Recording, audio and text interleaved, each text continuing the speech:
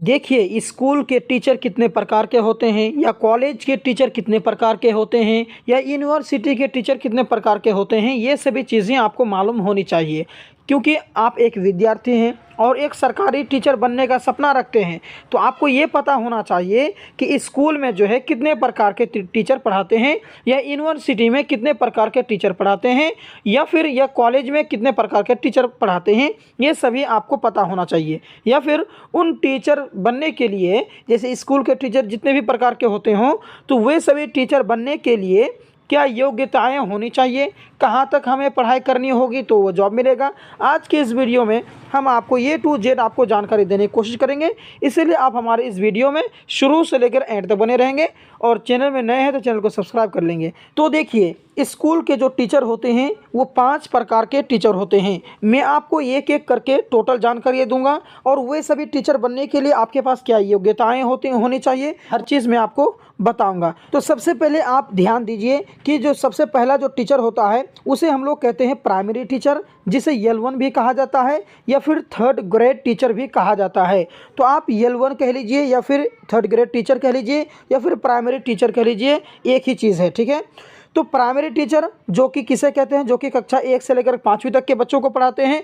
अगर आप ये शिक्षक बनना चाहते हैं तो आपके पास में क्या योग्यताएं होनी चाहिए, आप 12वीं पास और प्लस DLED होना चाहिए आपके पास में।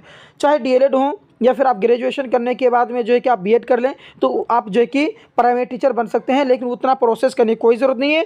आप 12वीं पास करने के बाद में सिर्फ DLED कर लीजिए, आप जो है कि प्राइमरी टीचर बनने के लायक हो जाएंगे। अब देखिए, दूसरे नंबर में जो है वो है अपर प्राइमरी टीचर, जिसे L2 भी कहा जाता है या फिर आप इसे 3rd ग्रेड टीचर भी कह सकते हैं, जो कि अपर प्राइमरी टीचर में आते हैं। तो ये जो टीचर हैं वो क्लास 6th से लेकर के 8th के बच्चों को पढ़ाते हैं और उन्हें जो कि अपर प्राइमरी टीचर कहते हैं। अब अगर आप ये अपर प्राइमरी टीचर बनना चाहते हैं तो आपके पास में क्या क्वालिफ़िकेशन होनी चाहिए, क्या योग्यताएं होनी चाहिए, तो आप जो हैं BA और उसके बाद में आप B.Ed कर लेंगे तो आप अपर प्राइमरी टीचर बनने के योग्यता आपको हो जाती हैं। अब आ जाते हैं हम तीसरे नंबर पे। तीसरे नंबर में जो है वो आपका TGT टीचर भी होते हैं, जो कि स्कूल टीचर के रूप में पढ़ाते, स्कूल में पढ़ाते हैं, जो TGT टीचर होते हैं। इसे आप 2nd ग्रेड टीचर भी कहा जाता है। और ये जो TGT टीचर है यानी 2nd ग्रेड टीचर जो होता है वो आपका 9th और 10th के बच्चों को पढ़ाते हैं। अब अगर आप TGT टीचर बनना चाहते हैं, आपका सपना है, तो आपके पास में क्या क्वालिफिकेशन होनी चाहिए, क्या योग्यताएं होनी चाहिए, तो आप ध्यान में रखेंगे आप B.Ed किया कर लें और उसके बाद में B.Ed कर लें तो आप TGT भी टीचर बन सकते हैं। क्या करना आपको, ग्रेजुएशन मुकम्मल करने के बाद में आपको B.Ed कर लेनी है, ठीक है। अब आइए हम चौथे नंबर की बात कर लें, PGT टीचर। चौथे नंबर में जो है वो है आपका PGT टीचर, यानी आपका इसे आप जो है कि PGT टीचर भी कह सकते हैं या फिर आप 1st ग्रेड टीचर भी कह सकते हैं या फिर आप जूनियर लेक्चरर भी कह सकते हैं। तो ये जो आप इस 3 नामों से जाना जाता है। तो ये जो PGT टीचर होते हैं वो क्लास 11th और 12th के बच्चों को पढ़ाते हैं। आपको समझ में आ गया। अब अगर आप PGT टीचर बनना चाहते हैं, इसका सपना रखते हैं, तो आपको क्या योग्यताएं होनी चाहिए, तो आप BA कर लें, BA करने के बाद में PG कर लें, PG जिसे पोस्ट ग्रेजुएशन कहा जाता है।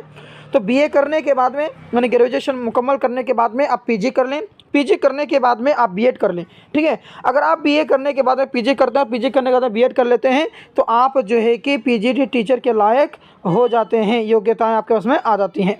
अब आइए आप 5वें नंबर में आ जाते हैं। देखिए, 5वें नंबर में जो है वो PET टीचर भी कह सकते हैं या फिर PTI भी कह सकते हैं या फिर शारीरिक शिक्षक भी कह सकते हैं।